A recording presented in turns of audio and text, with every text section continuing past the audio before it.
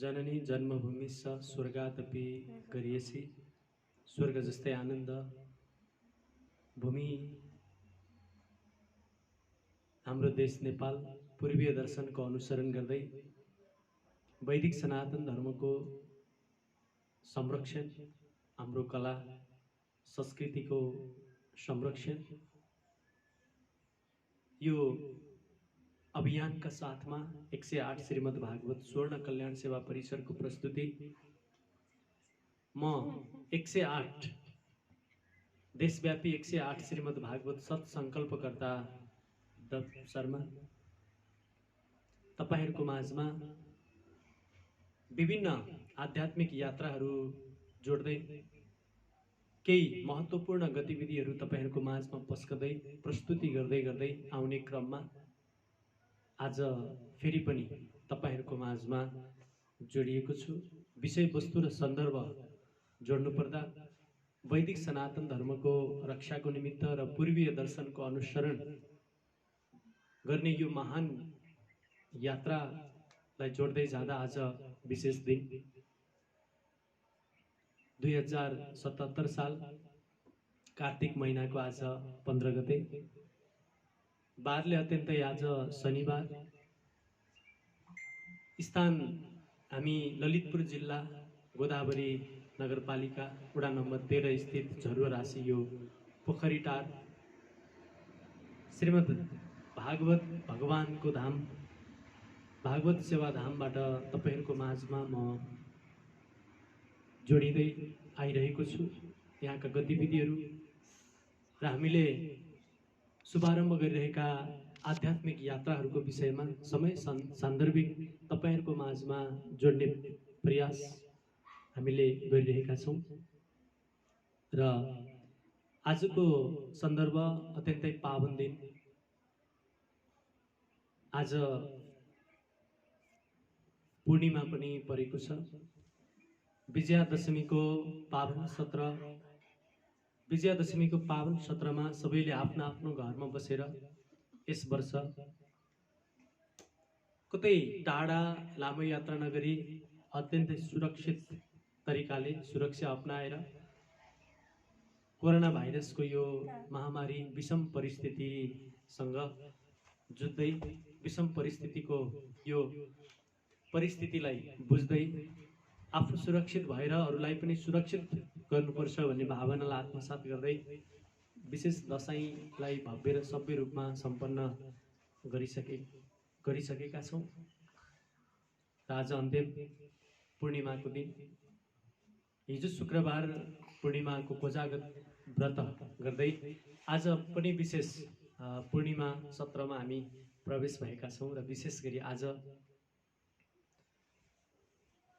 आकाश दीपदान भनेर बताइएको छ।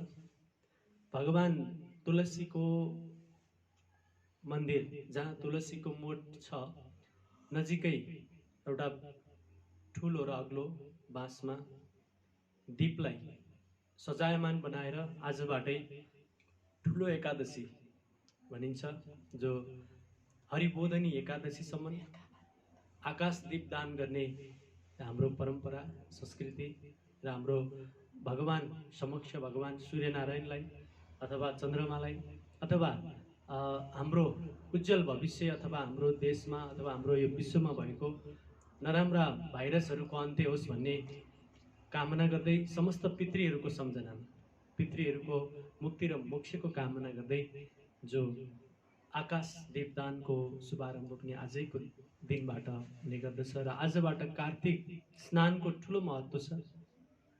ठूला ठूला तीर्थहरू ठूला ठूला गंगाहरूमा गएर स्नान गर्दा जो पुण्य मिल्दछ त्यस्तै आजबाट हामी तीर्थसम्म जान नसके तापनि घरको आफ्नो छेउछाउमा रहेका मठ मन्दिर जहाँ संगमहरू छ त्यहाँ गएर स्नान अथवा त्यो पनि सम्भव भएन आफ्नै घरमा भएको जलमा केही तीर्थको जल थोरै मिसाएर स्नान गर्नाले यो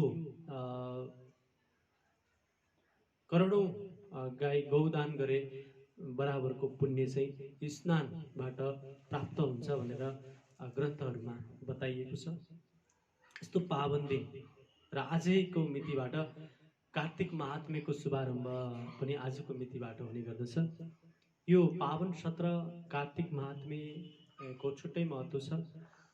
भगवान दामोदर राधा दामोदरको अत्यन्तै ठुलो महिमा, भगवान राधा दामोदरको सेवा पूजा र यसको महत्त्व झल्किएको कार्तिक महात्म्यको पनि श्रवण गर्नाले हामीलाई धेरैभन्दा धेरै पुण्य मिल्दछ।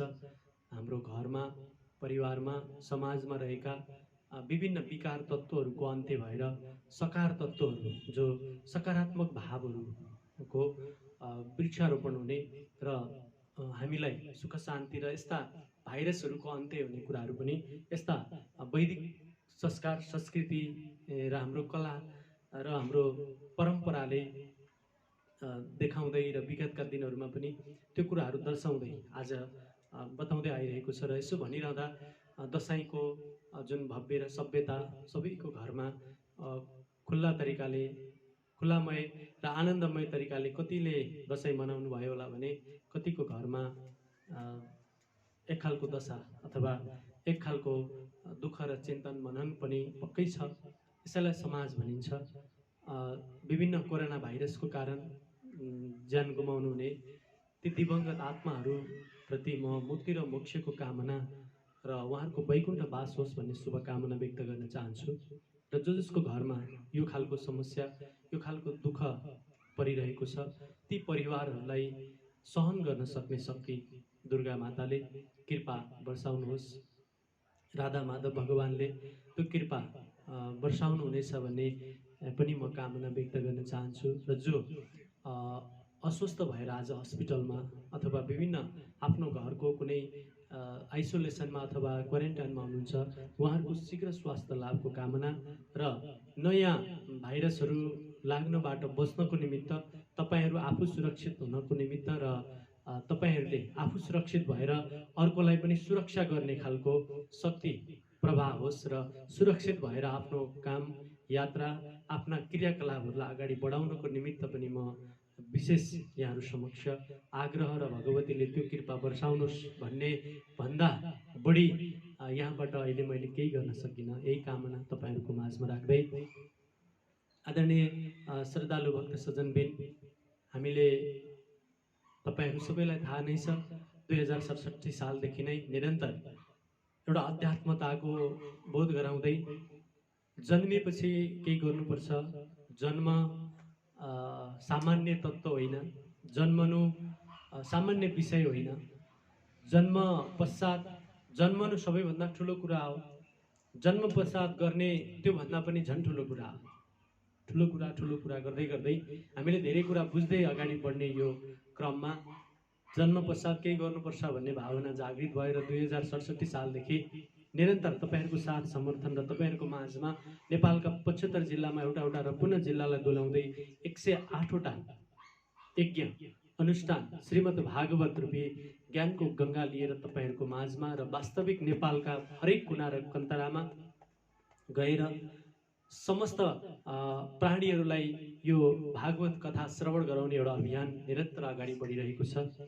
र यो बढ्दै जाने क्रममा तपाईहरूको साथ समर्थन र तपाईहरूको सल्लाह सुझाव र तपाईहरूले गर्नुभएको मायालाई सही सदुपयोग गर्दै सही ढङ्गले यथार्थतामा लगाउँदै अगाडि बढ्दै आउने क्रममा हामीले 67औं अनुष्ठान तपाईहरूकै माझमा, तपाईहरूकै साँझमा, तपाईहरूकै काखमा बसेर सम्पन्न गर्ने अवसर कुनै प्रभु परमात्मा भगवानले कृपा वर्षाउनु भएको छ। र अब हामीसँग रहेको 41वटा अनुष्ठान, अब हामीसँग 41वटा अनुष्ठान यो सङ्कल्पको क्रममा बाँकी रहेको छ। र अहिले कोभिडको कारण अथवा यो कोरोना भाइरसको कारण हामीले त्यो अभियानलाई निरन्तरता दिन सकिरहेका छैनौँ। त्यो सँगसँगै तपाईहरूलाई फेरि यो पनि म जानकारी गराउन चाहन्छु, सबैलाई जानकारी पनि छ कि हामीले यो भागवत सेवा धामबाट प्रत्येक एकादशी महात्म्य कथालाई निरन्तरता दिइरहेका छौँ। अहिले यही कोभिडको कारण हामीले ठुलो जनमानस अथवा भक्तजनहरूलाई यहाँ भेला गराएर त्यो खालको सत्सङ्गहरू गर्न सकिरहेका छैनौँ। त्यसप्रति म हृदयदेखि नै यहाँहरू समक्ष क्षमा माग्दै भगवानको अगाडि हामीले त्यो सङ्कल्प गऱ्यौँ, कुरा उठायौँ। तर पनि हामी बसेर कुनै पनि दिनमा यो एकादशी महात्म्यलाई नरोकिकन विधिवत रूपमा हामीले अगाडि बढाइरहेका छौँ।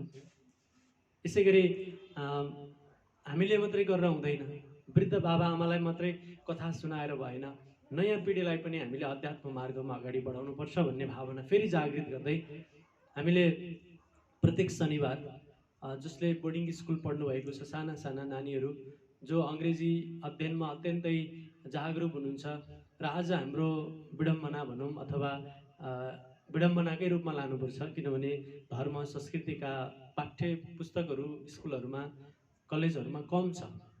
हामी आग्रह गर्छौँ यसलाई बढाउनुपर्छ, हाम्रो चाहना हो। अनि ती खालका कार्यहरू कम भएको हुँदा अलिकति त्यसलाई पनि हामीले समय सान्दर्भिक मिलाउँदै जानुपर्छ, केही गरौँ भन्ने भावना जागृत गर्दै प्रत्येक शनिबार बोर्डिङ स्कुल पढ्ने स्थानीय लेभलका सम्पूर्ण स्थानीय विद्यार्थीहरूलाई शनिबार यहाँ हामीले संस्कार अनि शिक्षा, संस्कार अनि संस्कृतिका विषयमा कक्षाहरू लिँदै आइरहेका थियौँ।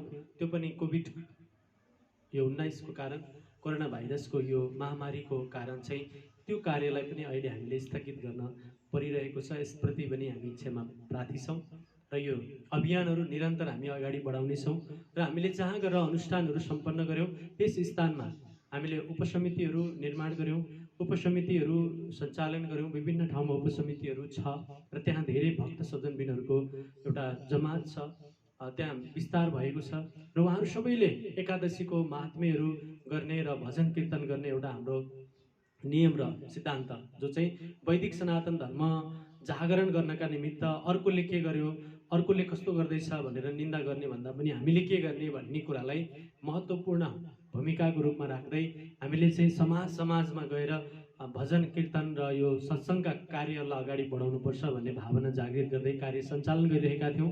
यी सम्पूर्ण जो भेला भएर गर्ने कार्यहरू सबै स्थगित भएको हुँदा अहिले सम्पूर्ण उपसमितिहरूमा स्वयं आफू बसेर थोरै उपस्थितिमा सामाजिक दूरीलाई अत्यन्तै मर्यादा र सिस्टममा राखेर कार्यहरू भइरहेको कुरा यहाँहरूमा जानकारी गराउँदै सम्पूर्ण उपसमितिका प्रतिनिधिज्यूहरू सम्पूर्ण उपसमितिमा रहेर अथवा विभिन्न देशमा रहेर हामीलाई चिन्नुहुने, हाम्रो अभियानमा जोडिनुहुने, हाम्रो अभियानको यो मालामा गाँसिनुहुने र अभियानको मालामा नगाँसिएर यो भावनाहरूलाई बुझेर गाँसिन रहर गर्नुहुने सम्पूर्ण सबैप्रति म हृदयदेखि नै केही हामीले गर्न खोजेका कार्यहरूमा विभिन्न कारणवश ढिलाइ हुन गएको छ, कुनै कार्य गर्ने भनेर गर्न सकिएको छैन, यस्ता खालका केही तपाईँहरूको मन मस्तिष्क र विचारमा रहेको छ भने त्यसलाई क्षमा दिँदै हामी यो कोरोना भाइरसको यो जुन कोभिड-19 को जुन समस्या, यो विषम परिस्थितिको केही अन्त्य पश्चात फेरि हाम्रो अभियानलाई निरन्तरता दिएर तपाईँहरूको काखमा, तपाईँहरूको माझमा हामी पुनः जोडिनेछौँ। तपाईँहरूले कहाँ होला, के हुँदै होला भनेर जुन चिन्तन पक्कै गर्नुभएको छ, त्यो चिन्तनलाई सार्थकता भगवानले एक दिन पुरा गर्नुहुनेछ भन्दै म सबैलाई आग्रह के गर्न चाहन्छु भने, हे भगवान, यो कोरोना भाइरसको जुन महामारी छ छिटोभन्दा छिटो निर्मूल होस्, विश्वका प्राणीहरूले बाँच्ने अधिकार सबैको सुनिश्चित होस् र यो छिटोभन्दा छिटो अन्त्य होस् भनेर सबैले भगवानसँग पुकारा गरौँ भनेर पनि म आग्रह गर्न चाहन्छु। र आजको सन्दर्भ धेरै लामो र धेरै महत्त्वपूर्ण कुराहरू त छैन र पनि यो बोल्ने बानी, कथा प्रवचन भागवतहरूमा 7 दिनसम्म बोलिराखेको यो बानी अहिले कतिखेर कहाँ यस्ता माइकहरू अथवा बोल्ने ठाउँहरू भयो भने फेरि समय बितेको हामीलाई पत्तो हुँदैन र पनि बोल्दा भन्दा केही त्रुटिहरू पक्कै भएको छ। यसलाई यहाँले सहज तरिकाले बुझिदिनु हुन पनि म सबैमा आग्रह गर्न चाहन्छु। र आजको बसाइ अथवा आजको यो प्रस्तुति यस विषयसँग सम्बन्धित छ कि आज अत्यन्तै महत्त्वपूर्ण दिन, पूर्णिमाको दिन, सबै व्रतमा हुनुहुन्छ र विशेष गरी कोजागत पूर्णिमाको हिजो शुक्रबार, हिजो पनि कोजागत पूर्णिमाको व्रत बसेर कति भक्तहरूले त्यो आनन्द प्राप्त गर्नुभयो भने आज पूर्णिमाको व्रत फेरि आज पनि रहेको छ र आज पनि पूर्णिमाको व्रत बस्ने धेरै भक्तहरू हुनुहुन्छ। र आज चाहिँ विशेष गरी यो आकाश दीप दान शुभारम्भको दिन हो आजबाट। त्यसले गर्दा यो महत्त्वपूर्ण दिन फेरि आज पनि जोडिएको छ। एकातिर भने अर्कोतिर कार्तिक स्नानको समय पनि आजैबाट जोडिएको छ र अर्को कार्तिक महात्म्यको पनि अत्यन्तै ठुलो पावन दिन भएको हुँदा हामीले पनि हाम्रो यस 108 श्रीमद् भागवत स्वर्ण कल्याण सेवा परिसर भागवत सेवा धाममा निरन्तर पुरुषोत्तम महात्म्य पनि हामीले अस्ति मात्र सम्पन्न गऱ्यौँ। मालपा दानहरू गरेर भव्य रूपमा सम्पन्न गरेका छौँ भने चतुर्मास ज्ञान महायज्ञ पनि हामीले हाम्रो प्रस्तुतिमा यही नजिकै रहेको लक्ष्मीनारायण मन्दिरमा विधिवत रूपमा अगाडि बढाइरहेका छौँ र त्यो कोभिड-19 को कारण केही समय हामीले त्यसलाई पनि स्थगित गर्न परिरहेको अवस्था छ र पनि हामीले चाहिँ यो आजको आविष्कार आजको विकास यो मोबाइलहरूबाट अथवा यस्ता सञ्चार माध्यमहरूबाट केही न केही भक्तजनहरूलाई यहाँका गतिविधिहरू अथवा केही न केही दुईवटा राम्रा कुराहरू चाहिँ प्रभाव गरिरहनै पर्छ है भन्ने भावना जागृत गरेर आजबाट कार्तिक महात्म्यको शुभारम्भ गरेका छौँ। कार्तिक महात्म्यको शुभारम्भ पनि भएको छ। हामीले केही दिन अगाडि पुरुषोत्तम महात्म्यलाई बिदा गऱ्यौँ र फेरि आजबाट कार्तिक महात्म्य शुभारम्भ हुनेछ। म सम्पूर्ण भक्त सज्जनबिनहरूलाई यो 1 महिनासम्म हुने कार्तिक महात्म्यमा तपाईहरूको पनि उपस्थिति रहोस्। अत्यन्तै संयमित तरिकाले हामीले एकदम नियमलाई ध्यान दिएर सरकारले गरेको यो नियमलाई मध्यनजर गरेर सेनिटाइजर मास्कहरू पन्जाहरू लगाएर हामी यो भगवानको शालिग्राम भगवान र यो धामको दर्शन गर्न सक्छौँ। तपाईहरूलाई पनि इच्छा लाग्यो जाग्यो भने आज घरमा बसिरहनु भएको छ, घरमा बसेर जुन आनन्द प्रवाह लिइरहनु भएको छ, यस्तो पावन सत्रमा तपाईहरूले पनि आएर भगवानको दर्शन गरेर यो कोरोना भाइरस जस्तो महामारीमा हामी जोडिएर विभिन्न तरिकाले घरमा बसेर जुन कहाँ जाने अलिकति भए पनि मन बलाउनु पर्यो भन्ने खालको एउटा जुन चिन्तन तपाईहरूको बिचमा छ, त्यो चिन्तनको निर्मूलताको निमित्त हामीले कार्तिक महात्म्यको पनि शुभारम्भ गरेका छौँ। तपाईहरूले आफ्नो समय सन्दर्भलाई मिलाएर उपस्थित हुनको निमित्त पनि हामी तपाईहरू सबैमा आह्वान गर्न चाहन्छौँ र आज यही विषयसँग सम्बन्धित भएर तपाईहरूको माझमा मैले केही आफ्ना भनाइहरू राख्दै यो कार्तिक स्नान र कार्तिक महात्म्यको सत्रलाई अत्यन्तै महत्त्वपूर्ण तरिकाले बुझेर तपाईहरू पनि यस सत्रमा उपस्थित भएर आफूलाई धन्य बनाउनको निमित्त म सबैमा आह्वान गर्दै तपाईहरूको उपस्थितिले यो कार्तिक महात्म्य स्नानको निमित्त पनि म आग्रह गर्दै गङ्गाबाट गरिने स्नान एउटा महत्त्व छ भने यो मनसँग सम्बन्धित, मनलाई स्नान नगरेसम्म हाम्रो अरू कुनै पनि शुद्धता हुन गाह्रो छ। मनको स्नानको निमित्त कार्तिक महात्म्य श्रवणको निमित्त म सबैमा उपस्थितिको निमित्त आह्वान गर्न चाहन्छु र यो कार्तिक महात्म्य तपाईहरू सबैलाई थाहा नै छ। कथाव्यास नारी रत्न विदुषी सुश्री अनुराधा शास्त्रीज्यू जसले कथा प्रवचनद्वारा हामी सबैलाई यो मनभित्र रहेको विकारलाई पखालेर सकार र अन्धकारलाई हटाएर उज्यालो ज्योति प्रवाह गर्नको निमित्त अहोरात्र लागिरहनु भएको छ र उहाँकै मुखारबिन्दुबाट फेरि पनि कार्तिक महात्म्य केही दिन अगाडि पुरुषोत्तम महात्म्यलाई बिदा गर्दै अब फेरि कार्तिक महात्म्य श्रवणको निमित्त म सबै तपाईहरू समक्ष प्रत्येक दिन यो यहाँ भएका गतिविधिहरूलाई यसै गरी हामीले मिडियाहरूबाट यसै गरी हामी सञ्चार माध्यमबाट यो युट्युबहरूबाट फेसबुकहरूबाट तपाईहरू समक्ष प्रस्तुत र यहाँको प्रस्तुतिहरू जोड्दै जानेछौँ भन्दै म आफ्ना केही सान्दर्भिक भनाइहरू यही राख्दै म अब नारीरत्न विदुषी सुश्री अनुराधा शास्त्रीज्यू समक्ष यो ध्वनि यन्त्र हस्तान्तरण गर्दछु। श्री कृष्णचन्द्र भगवानको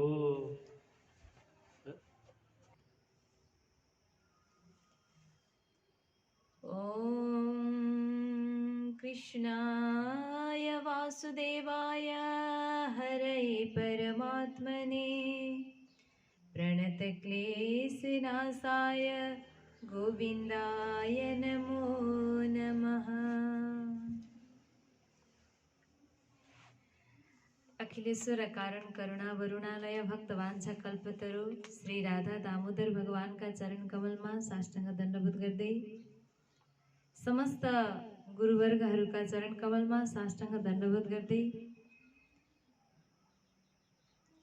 आजको यो पावन सत्सङ्ग कार्यमा हामी सबैजना जुटिरहेका छौँ। समस्त भक्तजनहरूमा पनि अत्यन्तै न्यानो अभिवादन गर्दै सबैमा राधे राधेको अभिवादन अर्पण गर्न चाहन्छु। जय श्री राधे, जय श्री कृष्ण। सदाको चाहिँ हामीले अहिले पनि 108 श्रीमद् भागवत स्वर्ण कल्याण सेवा परिषदको यो पावन सत्सङ्ग भूमिमा हामीले फेरि पनि कार्तिक मास महात्म्य लिएर उपस्थित भएका छौँ।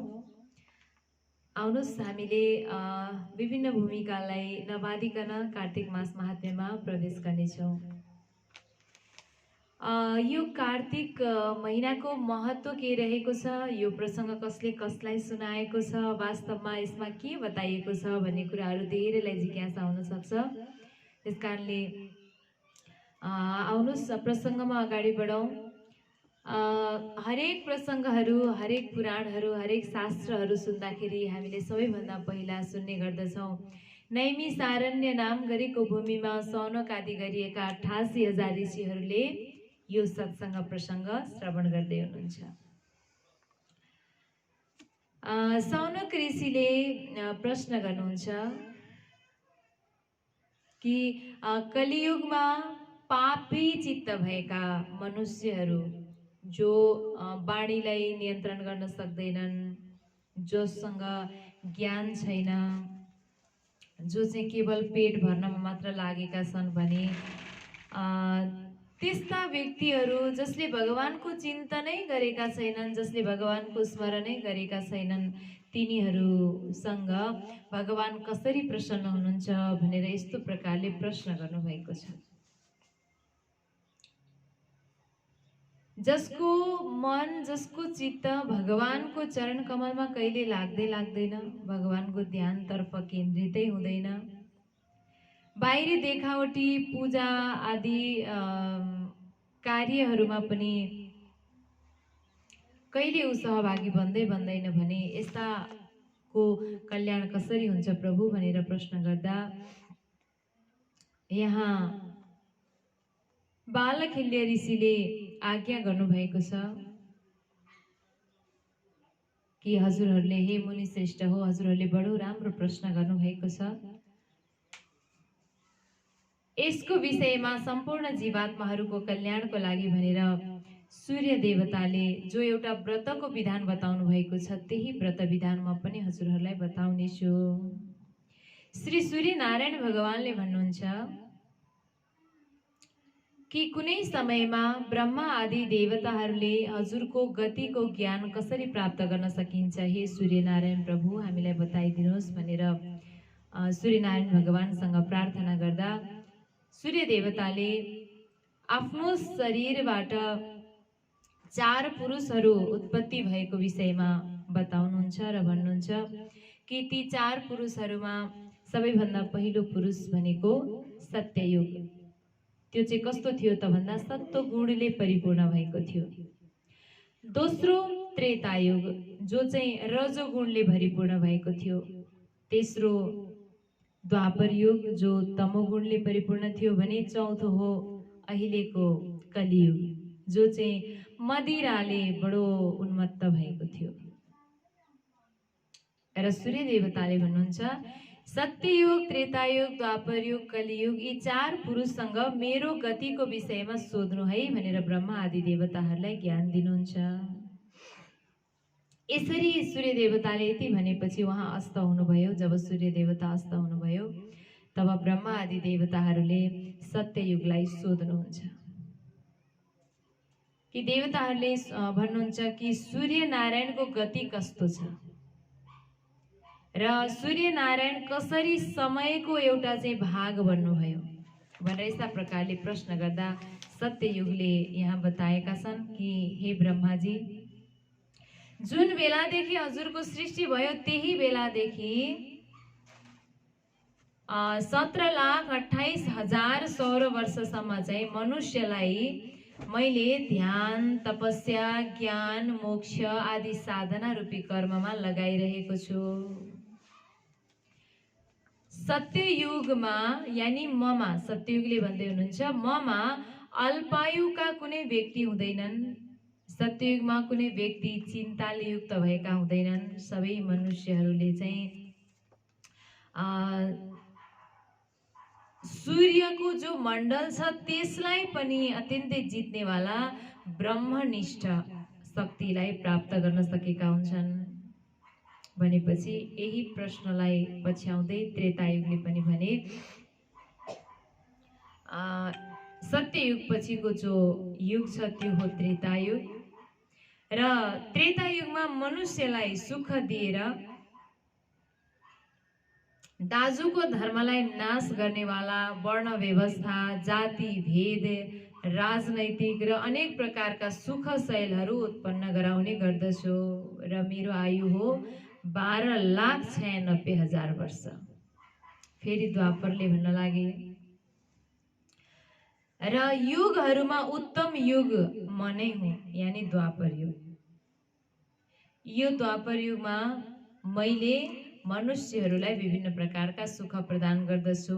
8,64,000 वर्ष चाहिँ मेरो आयु रहेको छ।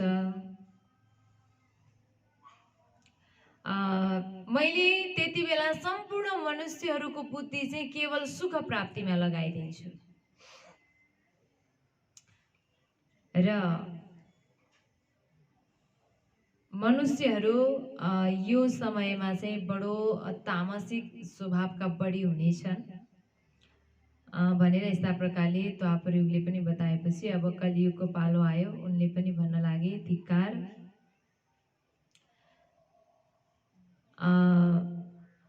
यी सबैले चाहिँ आफ्नो आफ्नो महिमा वर्णन गरे। अब मेरो पालो आएको छ, म हुँ कलियुग। यो कलियुग भनेको कस्तो हो त भन्दा धर्मले रहित भएको, सत्य पटक्कै नभएको चाहिँ नि यो कलियुग हो। मेरो आयु भनेको 4,32,000 वर्ष। मेरो युगमा म प्रत्येक मनुष्यको बुद्धिलाई परस्त्री गमनमा, जुवामा, चोरीमा, छलकपटमा, चुक्लीखोर, अरूको कुरा काट्ने, अरूको खुट्टा तान्ने, अरूको निन्दा चर्चो गर्ने, खाली अरूकै विषयमा खोजे अनुसन्धान गर्ने, अरूको जीवन वृत्तिलाई नाश गराउने, सुखसँग बसेकालाई दुःख दिने, हाँसेर बसेकालाई रुवाइदिने, यो चाहिँ मेरो कर्म हो। मदिरा, मांस आदिमा सम्पूर्ण मनुष्यहरूको समयलाई, बुद्धिलाई लगाइदिनु मेरो धर्म हो भनेर यस्ता प्रकारले कलियुगले पनि आफ्नो वर्णन गर्न लाग्दछन्। र कलियुगले भन्दछन् कि यो कलियुगमा चाहिँ के हुन्छ त भन्दा आमा, दिदी, बहिनी कसैले कोही आफ्नो सम्बन्धी भन्दैन रे, सबैको भोग गर्नेवाला, आयु अत्यन्तै थोरै भएको। त्यस्तै गरी वृद्ध अवस्थामा अत्यन्तै निर्धन अनि अत्यन्तै रोगी व्यक्तिहरू हुनेछन्। ब्राह्मणहरूले जो गर्न पर्ने कर्म हो त्यसलाई छोडिदिनेछन्। अन्य वर्णहरूले चाहिँ जो ब्राह्मणले गर्नुपर्ने कर्म हो त्यो कर्मलाई अँगाल्नेछन्। र नारीहरूले सानो सानो कारणले, सानो सानो न्युले पनि आफ्नो पतिदेवलाई त्यागिदिनेछन्। यो कलियुगको धर्म यस्तै हुनेछ। र पुरुषहरू पनि कुलकी स्त्रीलाई त्यागिदिएर चाहिँ अत्यन्तै नीच कर्महरूमा, अन्य नारीहरूमा बडो आसक्त हुनेछन्। यो कलियुगको धर्म हो। र जसले चाहिँ कलियुगमा यस्तो यस्तो नराम्रो वृत्ति हुँदो रहेछ है, मैले यसबाट बच्नुपर्छ भनेर जो बच्ने प्रयास गर्छ, जसले यो कुरालाई बुझेको हुन्छ, उसलाई चाहिँ पण्डित भनेर भनिन्छ भनेर यस्ता प्रकारले कलियुगले बताउन लाग्दछन्।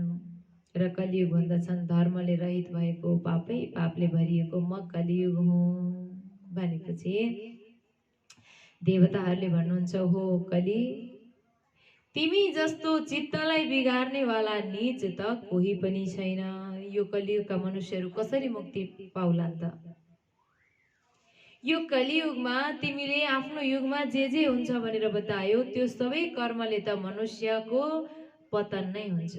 अब यो बताऊ कलियुग कि तिम्रो समयमा, तिम्रो पालामा जति पनि मानवहरू, जति पनि प्राणीहरूको जन्म हुनेछ, तिनीहरूले के कर्म गरे भने चाहिँ मुक्ति पाउँछन्? दान, व्रत, केही न केही त होला नि त। जुन कारणले, जुन उपाय गर्नाले चाहिँ मनुष्यहरू विष्णुको लोकमा जान सफल हुन्छन् त भनेर देवताहरूले सोधेपछि कलिले भन्दछन् कि मैले जुन कुरा श्री सूर्यनारायणको मुखारविन्दबाट सुनेको छु त्यही प्रसङ्ग हजुरहरूलाई भन्छु। 12 महिनामा सबैभन्दा पावन महिना भनेको मङ्सिर महिना हो, जो अत्यन्तै पुण्यदायक हुन्छ। त्यो भन्दा पनि पावन भनेको वैशाख मास, जो चाहिँ नर्मदाका तटमा रहनुको अत्यन्तै बडो पुण्य फलदायक बताएको छ। र प्रयागमा माघ महिनाको बडो महिमा बताइएको छ। त्यो भन्दा ठुलो कार्तिक स्नान। कार्तिक महिनामा स्नान गर्नाले जो पुण्य फल प्राप्त गर्न सकिन्छ, त्योसँग दाँच्नेवाला अरू कुनै पनि पुण्य फल छैनन्, कुनै पनि तीर्थ छैनन्, कुनै पनि मन्दिर छैनन्।